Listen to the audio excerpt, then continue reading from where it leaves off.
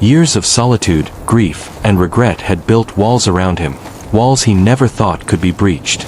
But one scorching afternoon, in the dust and silence of his desolate land, everything changed. A figure appeared, injured, desperate, and defying all odds. A girl who would not only challenge his survival skills but shake the very foundation of his isolated existence. What he thought was a quiet life became a storm of loyalty, danger, and choices that could cost everything. Watch how Victor's world unravels, how alliances form, and how the fight for life, honor, and freedom begins in ways he could never have imagined. Tell us in the comments where you're watching from, and if these stories grip your heart, don't forget to subscribe. Now, dive in and experience the storm that will change everything. The desert doesn't speak in words, but it knows how to tell a man when he's alone. Out here, the wind carries the same story over and over, a story of sun-cracked earth, of bones whitening under the endless sky, of lives swallowed without ceremony. I'd been living in that silence for 12 years, far from the settlements, far from the drunken noise of saloons and the kind of trouble men bring upon each other when they have nothing left but whiskey and suspicion. 12 years since the fire. 12 years since I buried what was left of my wife and boy on a ridge no one visits but the coyotes. People say time heals. They don't tell you it also rots away at you, like termites in a beam, until you're left hollow enough that the wind blows right through. My name isn't important. Names don't mean much to a man who's buried his. What matters is the land, the small stretch of dust and rock I'd claimed because nobody else wanted it. A shack I'd built plank by plank, a corral I'd fenced with my own hands, and a few cattle that were more company than they had any right to be. The days bled together here. Sun came up, sun went down. Work got done because there was no one else to do it. I spoke to the horses more than I spoke to people, and they never argued back. There was a peace in that. But peace is a fragile thing, and it never lasts in the West. It was late afternoon when I saw her. I'd been mending a break in the southern fence, dust turning the air to a copper haze. The heat was sitting heavy on me, sweat crawling down my spine, when movement caught the corner of my eye. A flutter against the low hills, near the old mesquite tree that stood like a scar against the horizon. At first I figured it was a coyote, maybe a stray mule lost from some passing drive. But the shape was wrong. Slender. Upright. Stumbling. The girl came into view slowly, as if the land itself was reluctant to give her up. Barefoot, dress shredded down one side, skin pale under the dirt. She swayed like a fence post in high wind, every step a fight against the weight of her own body. I noticed the blood before I noticed her eyes, a deep, soaking crimson down her left thigh, turning the dust beneath her into rust. She didn't look at me, not at first. She was staring past me, maybe at the well, maybe at nothing at all. I should have walked away. The thought came as naturally as breathing. Strangers out here are trouble by definition, and a stranger bleeding on your land is a kind of trouble you can't undo. I'd learned that years ago, the hard way. But the sight of her, crumbling in slow motion against the backdrop of that dying sun, stirred something I thought the fire had burned out of me. I stood there longer than I should have, caught between the pull of instinct and the weight of a conscience I'd tried to kill. The girl collapsed before I made my choice. One moment she was moving, the next she was on her knees, hands sinking into the sand as if she could pull water from it by will alone. I stepped toward her before my mind caught up with my body, boots crunching against the brittle crust of the earth. Her head turned then, and I saw her eyes. Dark, fixed, and burning with something I couldn't name. They weren't the eyes of someone who'd been beaten by the desert. They were the eyes of someone who'd been running from something worse. By the time I reached her, her breathing was shallow, skin clammy under the heat. I could smell the copper of her blood and the faint smoke of old campfires clinging to her. I scooped her up without a word. She was lighter than I expected, bones and sinew wrapped in the thin cloth of that ruined dress, and carried her toward the shack. The weight of her wasn't the burden. The burden was knowing that whoever had left her to die might not be far behind. Inside, I set her on the cot in the corner and worked without thinking. Water from the barrel, strips of linen from the box under my bed, the small tin of salve I'd been hoarding for my own cuts. The wound was bad, deep enough that it should have stopped her hours ago. Whoever she was, she'd walked farther than most men could in her state. I cleaned it as best I could, my hands moving slow and careful, as though gentleness could undo the damage. She never made a sound. Night fell hard on the desert. The wind picked up, rattling the loose boards of the shack, carrying with it the faint howls of something hunting out beyond the ridge. I sat in the chair by the door, rifle across my lap, watching her breathe. Every rise and fall of her chest was a small victory, though I wouldn't have admitted that even to myself. The firelight caught her face in fragments, high cheekbones under the grime, lips cracked from thirst, a thin scar running from her jaw to her neck. She was young, but not a child. Old enough to have seen what the world can do, young enough to still fight it. I didn't sleep. Not that night. Every sound outside set my nerves on edge, every creak of the floorboards made me grip the rifle tighter. In the still hours before dawn, I caught myself wondering who she was running from, and whether bringing her in had just invited them to my door. Dawn in the desert isn't gentle. The light doesn't creep over the land, it tears the darkness away, stripping every shadow bare. I was still in the chair when the first pale gold spilled across the floorboards, my back stiff, fingers locked around the rifle as though the night hadn't ended. I'd listened through the hours, each gust of wind and shifting coyote call reminding me that I wasn't alone in the wide emptiness anymore. The girl hadn't moved. If not for the faint rise of her chest, she might have been a part of the cot itself, claimed by stillness. I stood, my legs reluctant, and checked the bandage I'd tied the night before. It had bled through, a deep rust bloom in the linen. The wound wasn't clean, the edges were jagged, not the kind left by a single blade but by something that tore. I'd seen wounds like it before, years back, on a cattle hand who'd tried to stop a man with a hunting knife. The memory was something I didn't care to turn over. Her skin was hot, fever crawling through her despite the cool breath of dawn. I dipped a cloth in the basin and pressed it to her forehead, watching the faint twitch of her eyelids as if she were fighting through some private war in her sleep. That was when I noticed her hands, calloused in a way that didn't match her frame.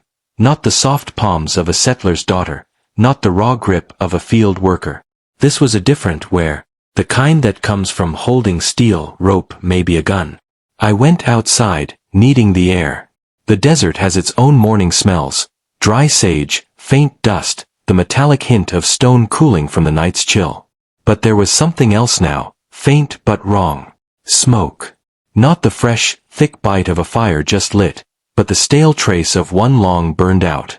The wind carried it from the east, a direction where there was nothing for miles except the broken bones of an old mining road. I scanned the ridge, eyes narrowing against the glare, but saw only heat lines starting to shimmer where the sun touched the earth. It wasn't until I rounded the corral that I saw the prints. Boot tracks, fresh enough that the edges still held their shape. Not mine. I'd been nowhere near this side since the fence mending yesterday. 2 sets, maybe 3, coming from the direction of the mesquite tree where I'd first seen her. They stopped just short of the corral, turned back the way they came. Whoever it was, they'd been close enough to see the shack but not close enough to commit. Watching. Deciding.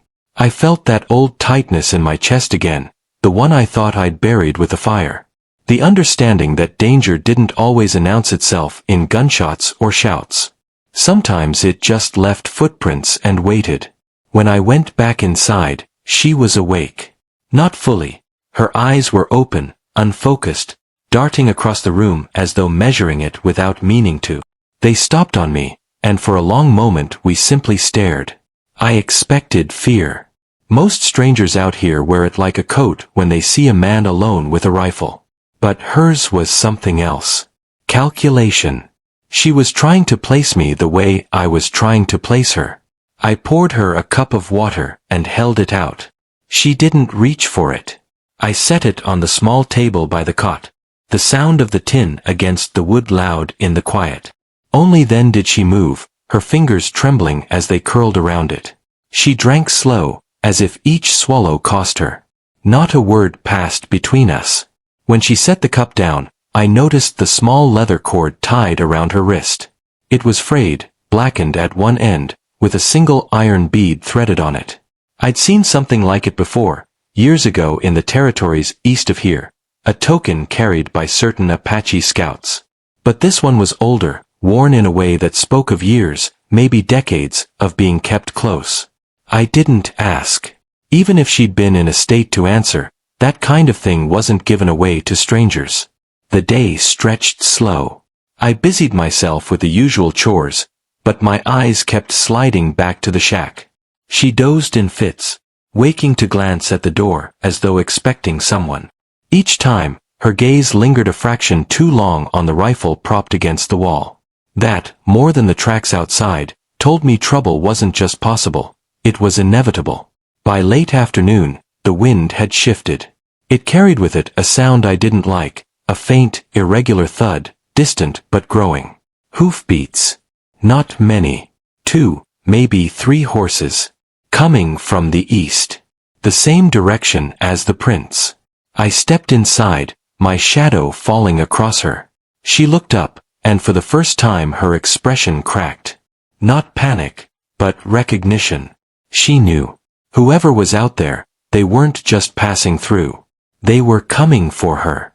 I took the rifle, checked the chamber. The metal was cool against my palm, a comfort I hated needing. Outside, the hoofbeats grew clearer, each one pressing against the dry air like a hammer on thin glass. The horizon was still empty, but the desert has a way of keeping its secrets until they're close enough to matter.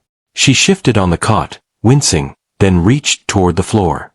Her fingers brushed the edge of her torn dress, tugging it aside to reveal a small, leather-wrapped bundle strapped to her thigh. I hadn't noticed it before, maybe because she hadn't wanted me to. She slid it toward me without a word. The leather was old, stiff, the stitching near to breaking. It was lighter than I expected, whatever was inside no bigger than a man's fist. But the way she looked at me when I took it told me it weighed far more than it should. I didn't open it. Some things you don't unwrap unless you're ready for what comes out. The hoofbeats slowed. Stopped. Silence pressed down on the shack like a hand over the mouth of the land. Then, a single voice called out from beyond the ridge. Deep, deliberate, carrying easily through the still air. Send her out. The words hung there, heavy as the heat. She closed her eyes, and for the first time since I'd seen her, her hands shook in a way she couldn't hide. I didn't answer. Not yet. Out here, sometimes silence is the only weapon you've got.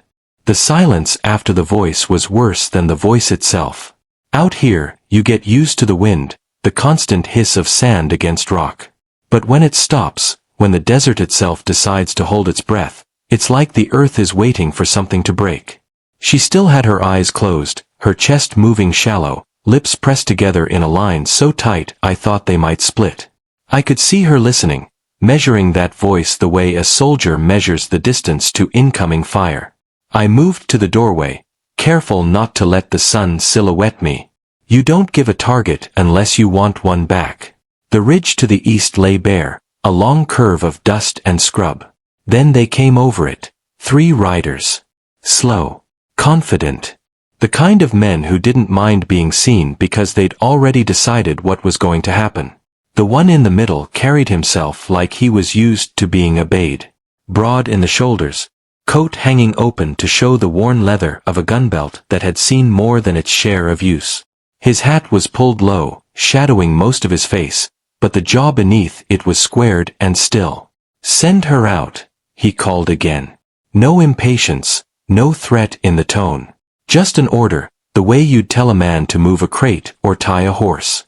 I rested the rifle's stock against my shoulder, sighting just enough that they'd see the motion if they were looking. Not yours to take, I said, voice even. The 2 on either side shifted in their saddles. The leader didn't move. Not yours to keep, he replied. There was something in the way he said it, not anger, not even challenge. More like a man stating a fact, and knowing the fact would stand when the day was over.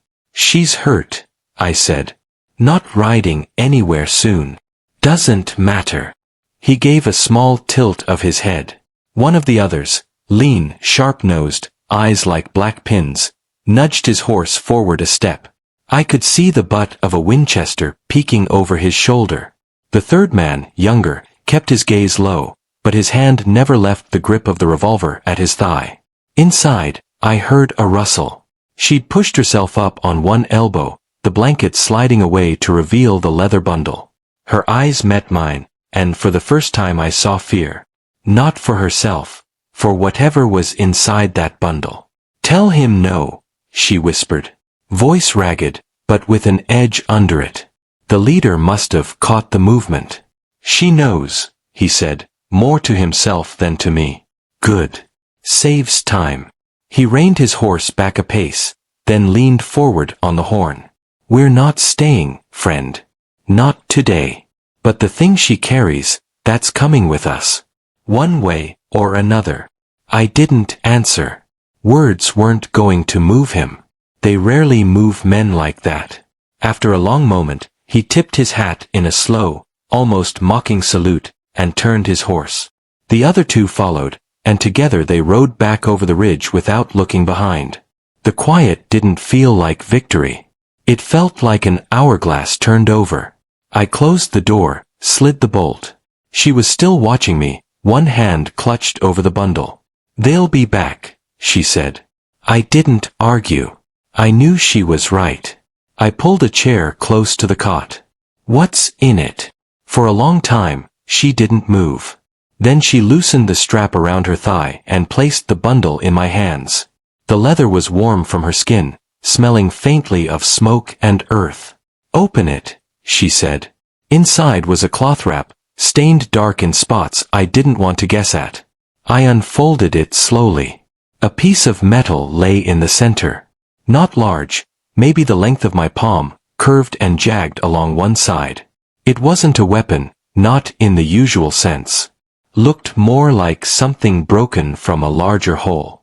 But the edges had been filed, smoothed in places, as if someone had spent time making it into something else. Etched along the flat was a mark, a circle with 3 lines radiating outward. I'd seen it before. Once. Years back. Burned into the side of a barn the night before it went up in flames. My stomach tightened. "Where did you get this?" I asked. Her eyes were steady now, fever or no. "From the man who killed my brother. And from the fire he set to make sure no one could follow." The heat in the room shifted then, not from the sun. I felt the old memory pressing in, smoke thick in my throat, the sound of wood giving way, my own voice shouting a name I couldn't save. The same mark, glowing red through the boards before the whole wall collapsed. I wrapped the metal again and tied the bundle shut. "You're not giving this to them." She shook her head. "If they get it, they'll find the rest. And when they do, no one will stop them." That night, I set the rifle by the door and sat where I could see both her and the horizon. Sleep didn't come easy. Every time I closed my eyes, I saw the mark in the firelight, and the 3 riders disappearing over the ridge. Not gone, just waiting for the right moment to return. Somewhere out there, the sand was already carrying their hoofprints away. But I knew the path they'd take back. And I knew I'd be here when they did. The desert at night is never truly silent, but it has a way of pretending. The wind cools, the coyotes keep their distance, and the stars spill across the sky so bright you almost forget the grounds where the danger lives. Almost. She was asleep again, though not peacefully. Every so often her lips would move, whispering something too low for me to catch. I sat in the chair by the window, rifle balanced across my knees, eyes scanning the stretch of open land between the shack and the ridge. 4 hours. Nothing. No flicker of movement, no sound but the rasp of the wind against the boards. But then, a change. Small, like the desert itself had taken one long breath and was holding it again. I stood, stepping slow to the window. A shape moved at the edge of the dark. Then, another. Not riding, walking. Men on foot, using the scrub as cover, their outlines just visible in the starlight. I raised the rifle, sighted in. Too far for a clean shot, and they knew it. They stopped just beyond range, crouched low. One of them bent down, set something in the dirt, and then they were gone again. slipping back into the dark like they'd never been there. A moment later, a sharp clink. I ducked back just as the thing in the dirt gave a sudden hiss and a flash, bright enough to light the inside of the shack like a struck match under your chin. Not an explosion. A flare. The burst of white cut shadows against the wall, and I saw her eyes snap open. She sat up fast, one hand already gripping the bundle. "They're marking us," she said. "Marking for what?" She didn't answer right away. Instead, she crawled to the corner furthest from the door, curling herself small against the boards. "They don't fight in the dark," she said finally. "They let the dark fight for them." The flare burned out, leaving the night thicker than before. My vision swam for a few seconds, and in that time I heard it, the crunch of boots on sand, circling. Not rushing in, just letting me know they were there. I kept the rifle trained on the door, but my mind was already ticking through possibilities. 3 riders in daylight, now more than 3 on foot at night. Either they'd brought friends, or they'd had them all along. She was trembling now, and not from the cold. "That mark," she said, nodding toward the bundle. "It isn't just a symbol. It's a map.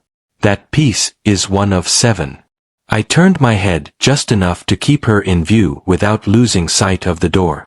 7 pieces of what? She swallowed hard. Of the thing they burned your barn to hide. The words hit harder than I wanted to admit.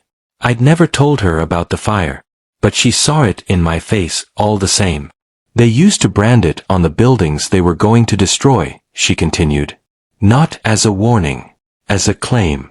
The fire wasn't to hide what they'd done, it was to finish it." Outside, a whisper of leather on wood, someone brushing past the wall. I moved to the other window, quick and low. A shadow passed, then froze. I saw the glint of an eye under the brim of a hat, watching me watch him. We stared at each other through the glass for what felt like a full minute. Then he smiled, slow, deliberate, and stepped back into the black. I didn't like it. Men who smile like that in the middle of a siege aren't trying to win in a hurry. They're letting the fear do most of the work for them. The hours bled together. Every so often, I'd catch a flicker of movement out there, a shape here, a boot there, but never enough to shoot at. It was like they were studying the place, memorizing the boards, the door hinges, the way the shadows shifted as the moon moved. By dawn, they were gone again. No tracks left in the sand, though I knew they'd been there. She didn't speak until the sun was halfway up. Her voice was flat now, not trembling anymore. "They'll come when they're ready," she said. "And when they do, they won't just want me. They'll want you too." I didn't ask why. I already knew. The mark on that piece of metal wasn't just something from her past. It was from mine too, and if we didn't stop them, it wouldn't just stay in the past. The desert never looked so alive and deadly all at once. Dawn had just cracked the horizon, the thin line of orange bleeding into the dark blue sky, and every shadow seemed to pulse with intent. I had slept maybe an hour in the corner of the shack, rifle across my knees, every sound from the night still echoing in my ears. But sleep wasn't really sleep. It was a pause in the storm. She was already awake when I stirred fully, the bundle of cloth at her side clutched tightly. Her dark eyes had that same steel I'd come to recognize, survivor's steel, but there was fear in the edges, the kind that whispered, "You can't outrun this." "They'll be back," she said. Not a question. A statement, like the desert itself had whispered it to her. "I know," I answered. My voice rasped. "And when they come, we'll be ready." She gave me a look that could have cut stone. "Ready? We aren't ready. Not for what's coming. They don't just want me. They want everything this land is." And she was right.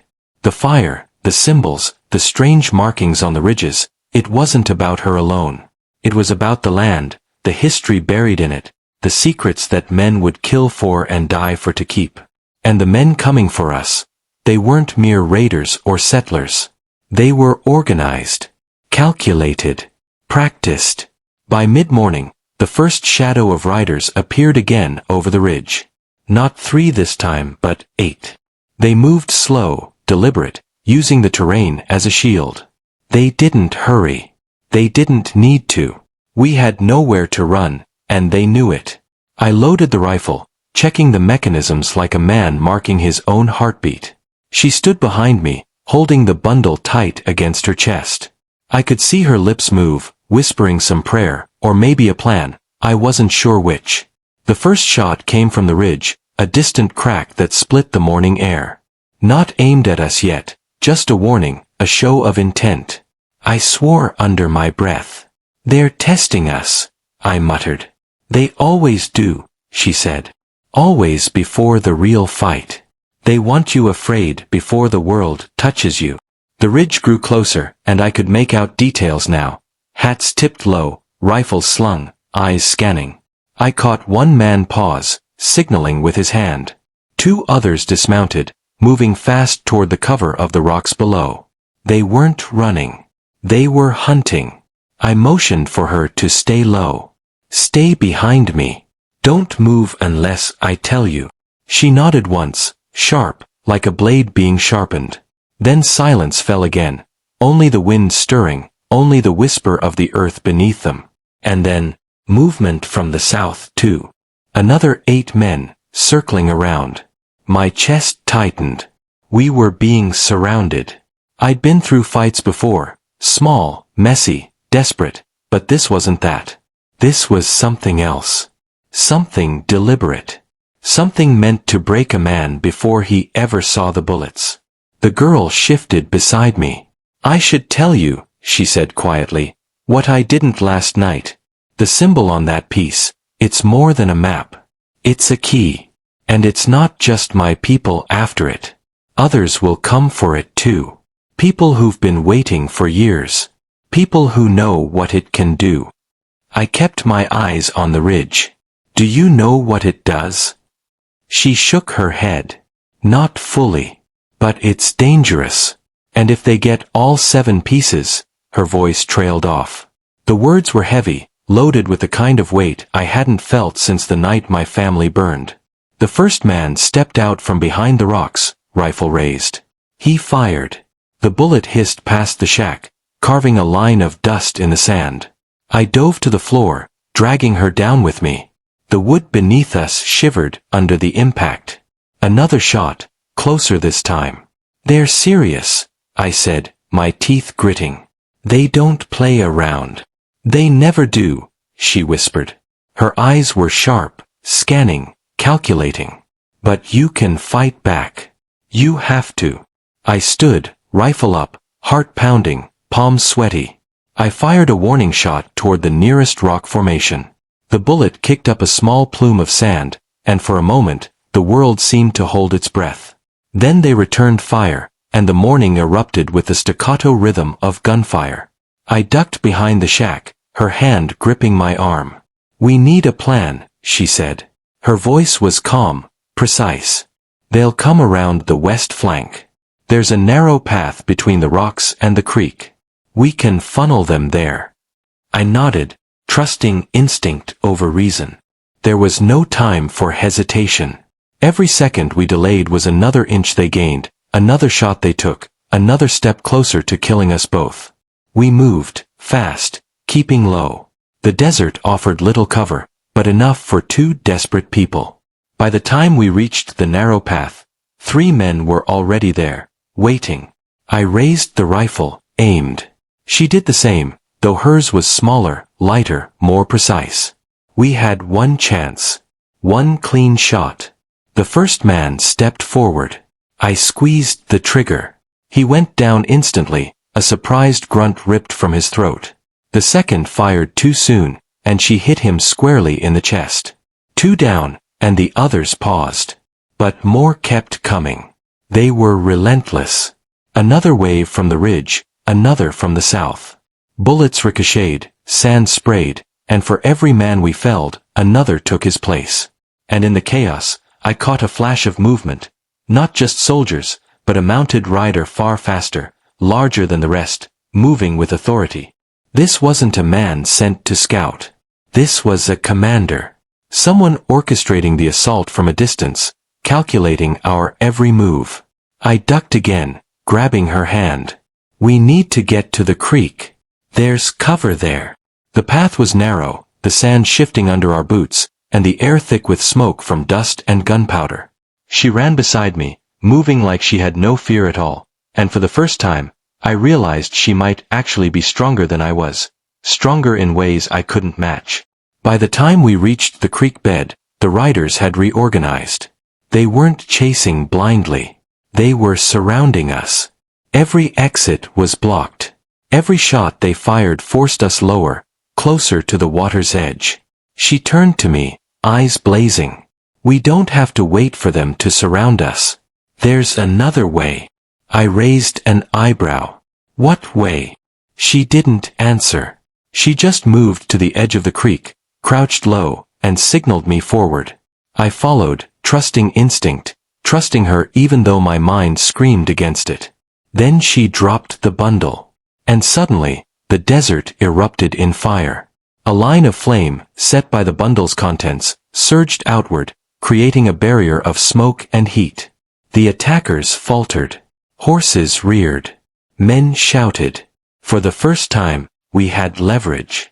I realized then that she hadn't just survived, she had learned to manipulate the land, bend the desert itself to her will. And in that moment, I knew something else. Whatever came next, she wasn't a victim. She was a weapon. And I was standing right beside her. The desert fire hissed and crackled between us and the ridge.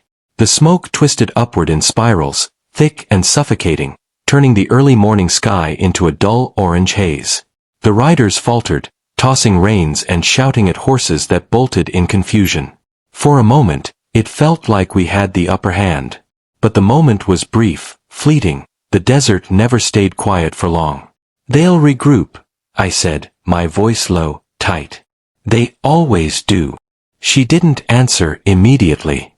She just kept her gaze on the smoke, eyes sharp, scanning for movement. I know, she said finally. And when they do, we hit harder. Faster. We don't just fight to survive.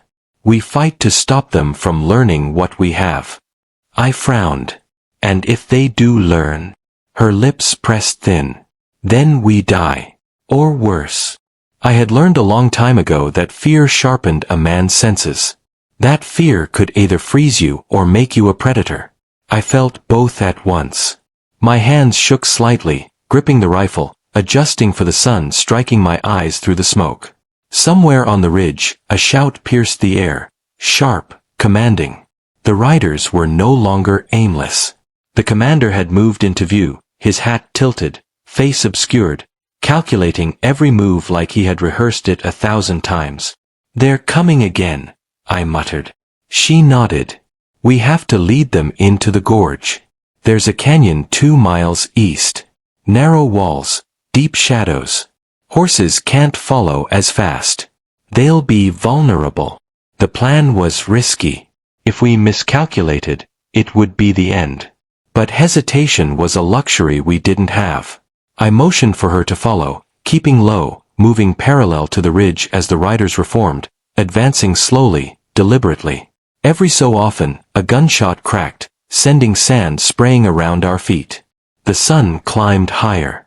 The desert air shimmered with heat, making distant shapes blur and twist. I realized then that the desert itself was a weapon, a tool we could use if we knew how. And she did. She had spent her life understanding it, reading it, learning how to make it work in her favor. Halfway to the canyon, the first volley of arrows struck. Not from the ridge. From the rocks above the gorge entrance. I barely had time to duck, letting one whistle past my ear, embedding itself in the sand behind me. The girl's hand found mine, gripping tight, pulling me forward. We're close. Stay with me. The canyon opened up before us, jagged walls rising like stone sentinels. The shadows stretched long and deep, a perfect trap. I crouched low, scanning for cover, every muscle tensed. The riders approached cautiously now, aware we'd lead them into something. They weren't fools, but neither were they ready for what awaited them.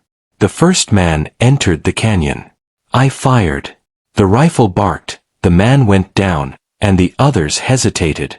That split second gave us a small advantage. She moved swiftly, placing small bundles of dried brush along the canyon floor. "They think it's just fire," she whispered. "It's more than that." I didn't question it. We didn't have time.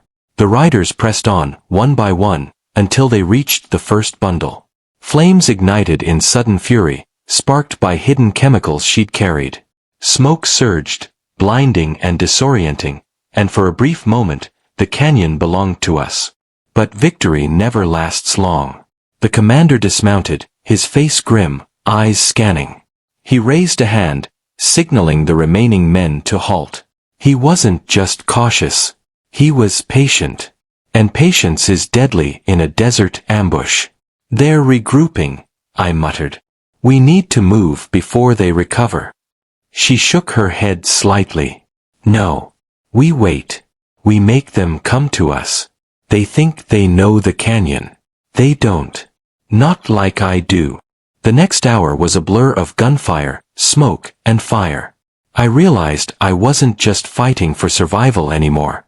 I was fighting to protect something I barely understood, a secret buried in the desert, a secret she carried like a flame, fragile but unstoppable. Then came the unexpected. From the shadows, a third party emerged, riders we hadn't seen before, wearing masks and dark clothing, moving with a precision that made the first attackers look amateur. They circled the canyon, cutting off escape routes. I froze. "Who are they?" She stared, eyes wide. "Not them. Not my people. They've been waiting. They've been waiting for the map, for the pieces, for me." The new riders advanced silently, using the canyon walls for cover. The first group we'd been fighting hesitated, realizing they were caught in a trap. I could see panic spreading, men shouting, horses rearing. The desert was no longer a simple battlefield. It was a maze, and we were the only ones who knew the exits. She turned to me. "We have to move. Now." I followed, moving deeper into the canyon. The narrow path forced us into single file. Bullets ricocheted off stone, fire licked the walls, and the air filled with the acrid smell of smoke and sweat. Somewhere behind us, the two groups clashed, and I realized we had done more than survive. We had created chaos, the kind that could save us if we played it right. Suddenly, she stopped. "Here." She pointed to a small crevice in the canyon wall. "We can climb through. They won't expect it. It's steep, dangerous, but it's our only way out." I glanced at the crevice. The climb would be treacherous. One slip, one misstep, and the canyon would become our grave. I caught her gaze. She smiled faintly. "I didn't say it would be easy. I said it would work." We began the ascent, hands scraping against rough stone, legs burning with exertion. Behind us, the shouts and gunfire continued, but each step forward took us out of reach, out of immediate danger. At the top, the canyon opened to a hidden plateau. From there, we could see the chaos below, the two groups of riders entangled, unaware of our escape. For the first time in hours, I allowed myself a breath, a moment of relief. She turned to me, face streaked with dirt and sweat, eyes blazing. "This isn't over," she said. "They'll regroup. And next time, they'll come for me with everything they have. But now, we have a chance. A chance to fight back on our terms." I nodded. I didn't fully understand the depth of the secret she carried, the danger that still lay ahead, but one thing was clear, the desert was no longer just a place to hide. It was a weapon. And together, we were learning how to wield it. As the sun climbed higher, casting long shadows across the plateau, I realized something else. This was no longer just survival. This was war. And it was a war we had to win. The plateau was quiet for the first time since we'd fled the ridge. The wind shifted, brushing over jagged rocks and dry brush, carrying with it the faint scent of smoke and chaos below. The sound of distant shouts and gunfire faded into a low hum, like the desert itself was holding its breath. I lowered myself to a flat rock, muscles burning, and tried to catch my breath. My fingers were raw from climbing, my shirt stained with dirt, sweat, and blood. The girl crouched beside me, her eyes scanning the horizon as if she could see through the swirling dust miles away. "They're regrouping," I said. "The ones in the canyon. They'll come after us." She shook her head slowly. "Not them. The new riders, the masked ones, they're not just bandits. They're organized. They have someone controlling them, directing their moves. And I know who it is." I looked at her sharply. "Who?" She hesitated, jaw tightening. "My father's people. The faction he once led. They've been hunting me, hunting the map fragments. They think I know where the rest are, but I don't, at least, not all of it. Yet." A cold knot of fear tightened in my chest. Her father's faction? I'd heard whispers, tales of a secretive council controlling trade, information, and weaponry across the deserts, moving like ghosts through towns and settlements. And now, we were caught in their reach. "You mean, your father's alive?" I asked cautiously. She shook her head. "Not alive. At least, not in the way people remember. He left, disappeared. But the faction, it still exists. They've been waiting for me to return, to claim the pieces I carry, or to die trying." I exhaled slowly, realizing the magnitude of what we were facing. This wasn't just survival. This wasn't just evading bandits. We were at the center of a war that had begun long before either of us arrived in this desert. A shadow shifted across the plateau. I tensed, lifting my rifle. The girl's hand on my arm stopped me. "They know we're here," she whispered. "We have to move." We descended into a narrow gully, hidden by jagged stones. The wind carried the distant sound of hooves again, and I could see the masked riders closing in, encircling the plateau in a slow, deliberate sweep. Their precision was unnerving. They were trained, and they had intelligence on our movements. "How did they know?" I asked, voice low. "They always know," she said grimly. "The faction has eyes everywhere. Traders, spies, even townsfolk. We're not just being hunted, we're being herded." As we moved, she pulled a small, leather-bound notebook from her pack. The pages were filled with symbols, sketches of terrain, and cryptic notes about the map fragments and her father's allies. "This is all that's left of his guidance," she said. "If we can decipher it, maybe we can find the others who are still loyal to him. People who won't betray me. People who can help us." We moved cautiously, following a hidden path along the cliffside. The sun climbed high, scorching our backs, but the shadows of the rocks gave brief reprieves. Every so often, a rider would appear below, scanning the plateau, and we would freeze, holding our breath until they passed. Hours passed. Hunger gnawed at my stomach, but I didn't dare speak. The girl's focus was absolute, her mind running through possibilities, contingencies, and escape routes. I realized then that she was not just a survivor, she was a strategist. As dusk approached, we reached a small alcove in the cliff, hidden from view. She set down her pack and lit a small fire, the flames flickering weakly against the encroaching darkness. "We can't stay here long," she said. "But we need to rest, regroup, plan our next move." I nodded, keeping my eyes on the horizon. "What's the plan?" She looked at me, eyes sharp. "We find the allies first. The ones my father trusted before everything fell apart.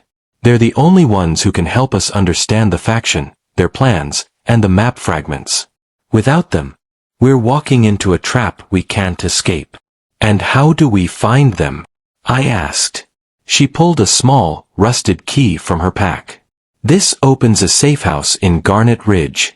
One of the few places untouched by the faction. It holds records, contacts, and messages. We go there at first light." The wind shifted again, carrying the faintest sound of hooves on rock. I froze. She froze. "They're close," she whispered. We packed quickly, extinguishing the fire and melting into the shadows. As we moved, I felt the desert itself closing in, the plateau behind us, the cliffs above, the canyon below. It was as if the land itself was testing us, gauging whether we were worthy of the knowledge we sought. By the time night fell, we reached a narrow ravine. The moon cast silver light over the jagged rocks, revealing a faint trail that led toward Garnet Ridge.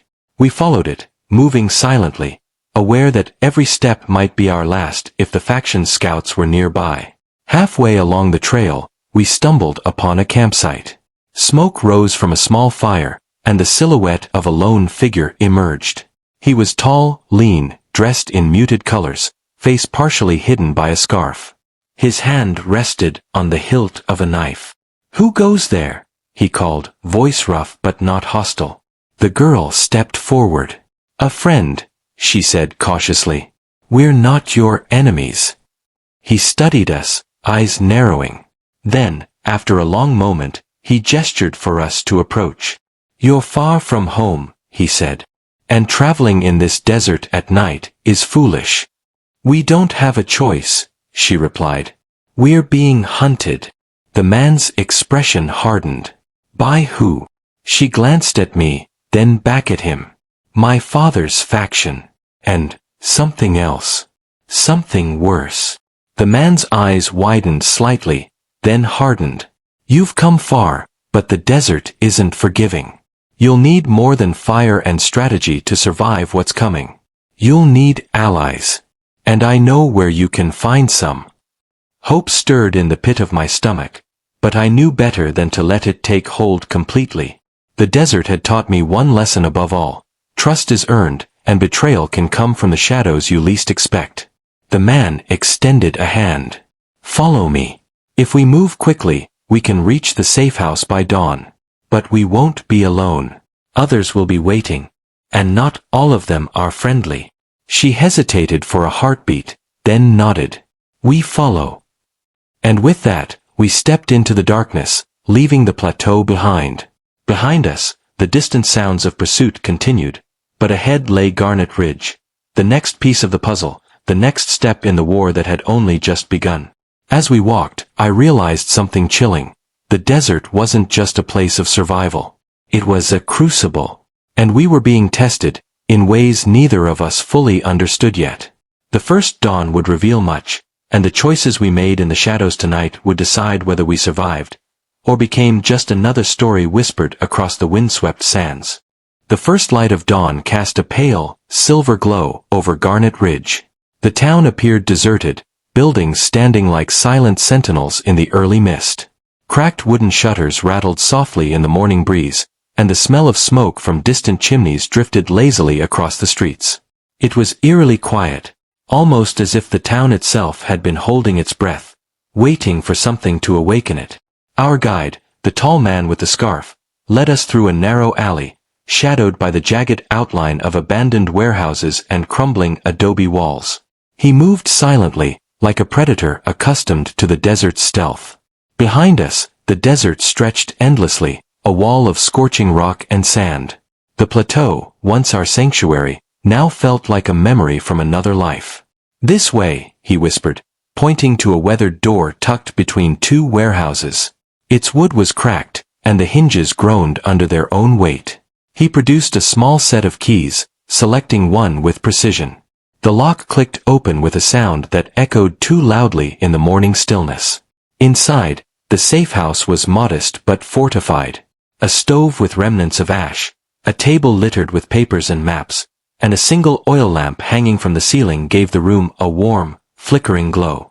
The walls were lined with shelves filled with books, notes, and curious trinkets, remnants of decades of clandestine operations. "This is the first step," he said. "Here, you'll find allies, information, and protection. But remember, trust is fragile. Not all who appear friendly will be so." The girl nodded, her eyes scanning the room, drinking in every detail. "We need to know who is loyal," she said. "If the faction has eyes everywhere, any of these people could be a spy." A door creaked open, and two figures emerged from the shadows. One was a woman, tall, stern-faced, with a scar running down her cheek. Her gaze was sharp, evaluating. The other, a man in his 40s with a wiry frame, carried a satchel and a rifle slung across his back. Both approached cautiously, stopping a few feet away. "You must be the ones I've been warned about," the woman said, voice low but commanding. And you're the ones bringing trouble. We're here for answers, the girl replied, stepping forward. We're looking for allies against the faction. We have pieces of the map. We need guidance. The woman's eyes softened slightly. Pieces of the map? You know what you're carrying. Yes, she said. It's part of a greater secret. Something my father left behind. And the faction wants it. The wiry man chuckled softly. Ah, the old stories are true. The map fragments, they're more than legends. Whoever controls them could wield immense power. You're lucky the faction hasn't caught all of them yet. A chill ran down my spine. The stakes were higher than I'd imagined. This wasn't just survival anymore. This was a game of power that could change the course of the desert's fragile equilibrium. The woman motioned us to follow her. We have little time. The faction is active, and they will strike sooner than you think. We'll split into teams. Each of us knows someone who may help, or betray. We must tread carefully. We were led into a back room where a table was laid with maps, letters, and coded notes. The girl pored over the documents, tracing lines and markings with her finger. These indicate supply routes, secret passages, and safe houses, she murmured. But there's a pattern, something the faction is trying to hide. The wiry man leaned over the table, pointing to a series of markings. See these symbols? They mark the locations of other fragments, hidden across the desert. Some are in plain sight, others are buried beneath ruins. Whoever controls them gains influence over trade, weapons, and information. And the faction? I asked. Do they have all of them? Not yet, the woman said. But they're ruthless. Any who oppose them are eliminated quietly. And they have spies, even here. You must assume that one of us could be compromised. Her words were a blade of cold reality. I looked around the room, taking in every detail, every face. The tension was palpable, the air thick with suspicion. The girl leaned closer to me, whispering, "We can't trust everyone. But we need their help. Without allies, the faction will hunt us to the ends of the desert." Suddenly, a loud crash echoed from the main room. The safehouse's door had been forced open. Shadows spilled into the corridor as masked figures poured in, rifles raised. "They found us," the woman hissed, drawing her weapon. "Move." Chaos erupted. Bullets cracked against walls, splintering wood. The wiry man fired rapidly, picking off the first wave of intruders, while the girl ducked behind the table, pulling papers and maps into her bag. I fired over the table's edge, feeling the heat of every shot. A figure lunged from the shadows, a man I hadn't seen before. He was tall, heavily armed, moving with precision. Before I could react, he struck the wiry man to the ground with a brutal blow, sending the rifle skidding across the floor. "No!" the girl screamed. The woman stepped forward, aiming her pistol, but the new assailant was too quick. He knocked the gun aside and pressed forward, moving with cold efficiency. It was clear, he was no ordinary faction soldier. This was someone higher, someone sent personally. I grabbed a heavy lamp from the table, swinging it with all my strength. It connected with a thud, staggering him just long enough for the girl to dive toward the back exit. I followed, dragging the woman with me. We spilled into the alley outside, hearts racing, lungs burning. The sun was higher now, casting harsh shadows over Garnet Ridge. Behind us, shouting and gunfire erupted, a reminder that the faction was relentless. The girl stopped, crouching behind a broken cart. She pulled the map fragments from her bag, smoothing them carefully. "We can't lose these," she said. "They're the key to everything." I nodded, my hand resting on the pistol at my hip. "Then we fight smarter. We can't let them catch us again. We need a plan, and soon." The woman, panting, looked at us both. "There's more at stake than you realize. The faction isn't just after your fragments, they're after power, control, vengeance. And some within our own ranks might be betraying us." Her words hung in the air like smoke. I realized that the battle wasn't just outside these walls, it was inside them too. Every step forward would require cunning, trust, and a willingness to gamble everything. The girl's eyes narrowed. Then we find the allies, decipher the fragments, and strike before they can consolidate power. No hesitation. No mercy. The desert is waiting, and it won't forgive mistakes. A cold wind swept through Garnet Ridge as if the town itself were acknowledging the coming storm. And somewhere in the distance, a lone rider spurred their horse, a dark silhouette against the rising sun. The war for the map fragments, and the desert itself, was only just beginning. Night fell over Garnet Ridge like a heavy, suffocating blanket. The safe house lay in ruins, and the echoes of gunfire still lingered in the streets. The girl crouched behind a stack of crates, clutching the map fragments close to her chest. The woman and I scanned the shadows, weapons ready, hearts pounding in sync with every distant footstep. "We can't stay here," I whispered. "The faction knows we're alive." The woman nodded, her eyes narrowing. "We need to move to the canyon hideout. It's safer, hidden beneath the cliffs. But someone in our circle betrayed us tonight." The words hit like a dagger. Betrayal.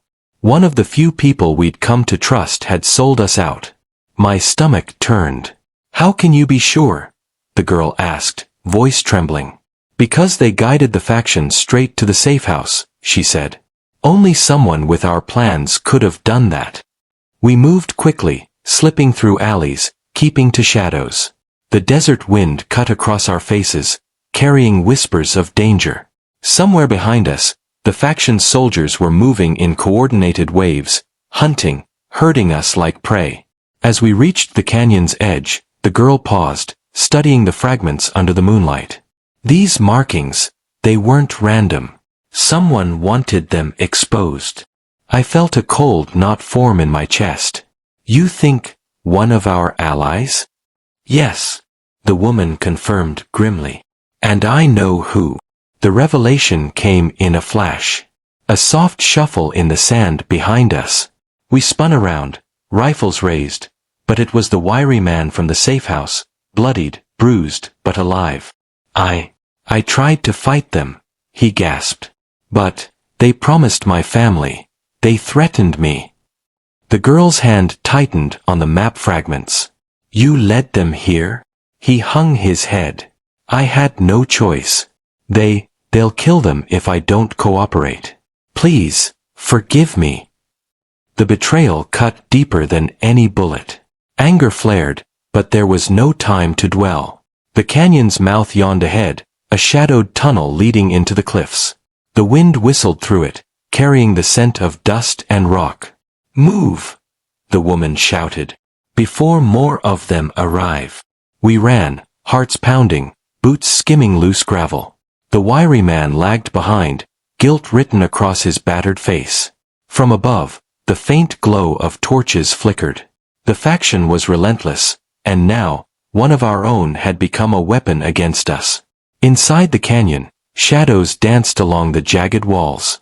The fragments felt heavier in the girl's hands, as if they carried not only secrets but the weight of betrayal, survival, and vengeance. We paused in a hidden alcove, catching our breath. "We can't trust anyone outside this group now," I said. "Not even those we thought were allies." The woman's eyes glinted in the dim light. "Then we sharpen our instincts. We move silently, strike decisively, and use the desert itself to our advantage. The faction underestimates us, and we'll make them regret it." The wiry man looked at us, tears streaking his dusty face. "I'll make this right. I swear it. Just tell me what to do." The girl's gaze hardened. "You'll earn your redemption in blood and fire. But for now, stay alive. We have a war to win, and the map fragments are the key." Outside, the desert wind howled like a chorus of warning. Somewhere in the distance, torches flickered, moving closer. The hunt was far from over. Dawn broke over the canyon, pale light spilling across jagged rocks and casting long, uneasy shadows. We had barely slept, every sound amplified in the stillness. The scrape of a loose stone, the distant call of a hawk, even our own breathing. The girl unrolled the map fragments on a flat rock, edges curling with age. The markings were clearer in daylight, revealing paths, hidden caches, and secret passes. But there were gaps, coded warnings only she could decipher. Her fingers traced the lines with urgency. "They're not just directions," she muttered. "They're warnings. Whoever made this knew the faction would come." I glanced at the wiry man. His guilt hadn't faded, but now there was a flicker of determination in his eyes. "We move at first light. Use the canyon paths, avoid the ridges. They won't expect an approach from the south." The woman checked her rifle, nodding. "We hit them where they think we're weakest. Silence first, then chaos." As we prepared to leave, the wind carried a distant rumble. Not thunder, but the sound of hooves, a growing wave of movement. The faction was coming. Faster than we'd hoped. The girl's voice was calm, steady. "We're ready. This is our only chance to take back control, and to survive." I took a deep breath, feeling the weight of the desert, the canyon, the map, and the betrayal. Every step from here on out would decide who lived, who died, and who got to write the next chapter of this fight. We moved out, shadows among shadows, hearts synchronized with the rhythm of survival. The canyon swallowed us, carrying our silent promise. We would not be hunted, we would not be broken, and we would strike back with everything we had. The sun rose higher, burning the canyon walls to gold. Dust hung in the air like a warning, every particle trembling with tension. We crouched behind jagged boulders, waiting, listening. The sound of hooves grew louder, faster, more urgent. The faction was near. The girl's eyes scanned the terrain, calculating angles, distances, escape routes. "They'll split into two groups," she said quietly. "One will guard the ridge, the other will move straight through the canyon. That's our chance." I tightened my grip on my rifle, muscles coiled. The wiry man fidgeted beside me, guilt etched deep in his face, but determination warming his spine. He had a role now, and he knew it. The first scouts appeared over a ridge, silhouetted against the morning sky. My pulse quickened. I could see the arrogance in their posture. They thought the canyon was a trap. They didn't know we were already inside it. The woman whispered, "Wait for the signal. One shot, then move fast." Time slowed. Every breath, every heartbeat became magnified. Then the girl nodded, and the silence shattered. A single rifle cracked, echoing through the rocks. Chaos erupted instantly. Shouts, scrambling feet, the rattle of rifles and pistols. Rocks tumbled as we moved with precision, striking from hidden vantage points. The faction hadn't expected coordinated resistance, they hadn't expected us. Smoke and dust clouded the canyon. The wiry man took cover behind a boulder, firing with newfound resolve. He wasn't just surviving anymore, he was part of the fight. The girl led the ambush like a storm incarnate, every move precise, every strike deadly. The canyon became a labyrinth of danger for our enemies, who stumbled blindly, falling into the traps she had prepared days ago. For a brief, fierce moment, victory seemed within reach, but I knew better. The main force was still out there, waiting, regrouping. This was only the beginning, and the cost of the next steps could be higher than any of us were ready for. The canyon echoed with distant shouts and gunfire, each sound sharp enough to split the skull. Our ambush had claimed a few of the scouts, but it had also revealed the enemy's cunning. They weren't reckless. They were reorganizing, circling back, flanking us from the east ridge. The girl's eyes widened, calculating. "They knew we'd try to trap them," she muttered, her voice low, almost a hiss. "They've learned from our moves. We have minutes, maybe less." I felt the wiry man tense beside me. Sweat slicked his forehead, but his hands were steady on his rifle. "We can't hold them here alone," he said, voice rough but clear. A shadow moved along the eastern ridge, a tall, broad-shouldered figure, unfamiliar, but commanding. He waved, and the remaining faction troops hesitated, then pressed forward with precision. There was a new leader. One who seemed to anticipate our every move. The girl cursed under her breath. He's not one of them. He's something worse, a strategist. This fight just turned dangerous. We scrambled to reposition, every step measured, every heartbeat counted. Rocks became shields, the canyon floor a chessboard of survival. The enemy's flanking attack cut off one escape route. We were cornered, trapped between cliffs and a cunning adversary. The wiry man's jaw clenched. We don't have a choice. We fight here, or we die. I nodded, feeling the weight of leadership settle on my shoulders. Stick to the plan, I said, though doubt gnawed at my gut. Use the canyon. Make them overextend. The girl moved like a shadow along the rock face, dropping into hidden positions. Her rifle barked, precise, deadly. Each shot slowed the enemy advance, but they adapted faster than anticipated. Smoke mingled with dust, obscuring vision, turning the canyon into a maelstrom. Shouts, thuds, and echoes of rifles overlapped.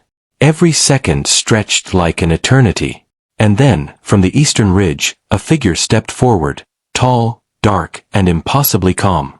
He raised a hand, signaling the enemy to pause. Their movement halted. The girl's voice was barely audible over the wind. We've underestimated him. He's not just leading them, he's controlling them. Every step, every shot, every trap he knows. I swallowed hard. The fight was no longer just about survival. It was a battle of wits, strategy, and nerve. One wrong move, and everything we had fought for, the girl, our lives, the chance at freedom, would be lost forever. The figure on the ridge didn't move like an ordinary man. Every gesture, every shift of weight carried authority and menace. His eyes scanned the canyon, lingering on each of us with unnerving precision. I realized then, he wasn't just a leader. He was a hunter, and we were the prey. The girl crouched beside me, her jaw tight, her hands steady. His name. I've heard it whispered in the campfires. Lucan Drake, she said, voice low but heavy with dread. He's ruthless, a man who survived more wars than anyone should. I swallowed hard. This wasn't just a skirmish anymore. This was a war of wills. Drake knew the canyon better than anyone. Every move we made, he anticipated. Every trap we set, he circumvented. From the ridge, he raised his rifle, but didn't fire. It was a statement, not an attack, a silent warning that he could end us whenever he chose. The scouts hesitated behind him, unsure, but obedient. Fear radiated from the leader, infecting the men like a poison. I looked at the girl. Her eyes were fierce, burning with determination, but I saw the shadow of fear. We have to act now, I said. We can't wait for him to pick us off one by one. She nodded, moving along the canyon wall, positioning herself like a phantom. I followed, heart pounding, every step deliberate. The wiry man stayed close, shaking slightly but resolute. Drake's eyes followed us, calculating. I could feel the weight of his gaze like iron pressing down on my shoulders. He knew the terrain, our instincts, even the rhythm of our breathing. He had turned the canyon into a trap for anyone foolish enough to resist him. Then, a shot rang out from above. The cliffside trembled. Dust fell like rain. One of our makeshift barricades had been destroyed. The girl cursed and fired back, and the firefight erupted with renewed intensity. Bullets ricocheted off rock walls, echoing like thunder. Every movement had to be precise. Every choice carried life or death consequences. And as the sun climbed, burning the dust into a golden haze, I realized something terrifying. Victory would not come through brute force. It would come through cunning, sacrifice, and sheer nerve. Drake smirked from above, and in that moment, I understood. We were in his world now. And if we wanted to survive, we would have to fight smarter, harder, and with every ounce of strength we had left. The canyon was silent, almost eerily so, as if the earth itself held its breath. Every shot, every shout, every clash had ended, or at least paused. Dust hung thick in the air, coating our lungs, stinging our eyes. And there, above us on the ridge, Lucan Drake stood, calm, like a predator savoring the moment before the kill. The girl moved beside me, her face set in steel. I could feel the tension coiled in her body, every muscle ready. We had no choice but to face him head-on. Retreat was a death sentence.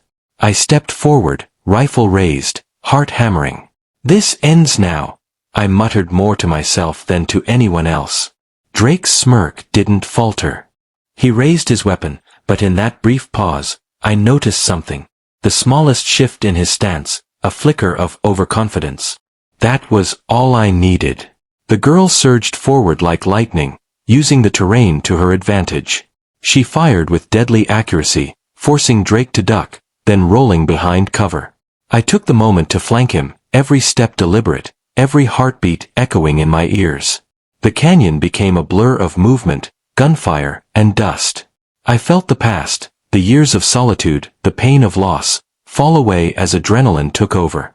We were no longer hiding. We were fighting for everything we had left: life, freedom, and each other. Finally, with a well-timed maneuver, the girl disarmed him. Drake stumbled, disbelief in his eyes, as the canyon seemed to shift beneath him. He fell to his knees, his reign of terror broken not just by skill, but by the unity and determination of two people who refused to yield. Silence returned. The wind swept through the canyon, carrying away smoke and dust, leaving clarity in its wake. The girl looked at me, eyes soft now, and I saw in them something I hadn't felt in years: hope. I lowered my rifle, voice hoarse but steady. "It's over." She nodded, a small, relieved smile tugging at her lips. "For now," she whispered, though we both knew the world outside the canyon would always test us. But in that moment, surrounded by the quiet vastness, I realized something vital. I wasn't alone anymore. I had someone to protect, to fight with, to live for. And maybe, finally, I could let the past remain in the ashes, and step into a future worth facing. The canyon held its breath, then exhaled. And for the first time in years, so did I. Victor had faced fire, betrayal, and impossible choices, but in the end, he stood not just to survive, but to protect what truly mattered. If you were in his place, would you fight the same battle? Share your thoughts in the comments below, and don't forget to like the video. While you're here, explore the other stories on screen. You never know which one might pull you into a world you won't forget.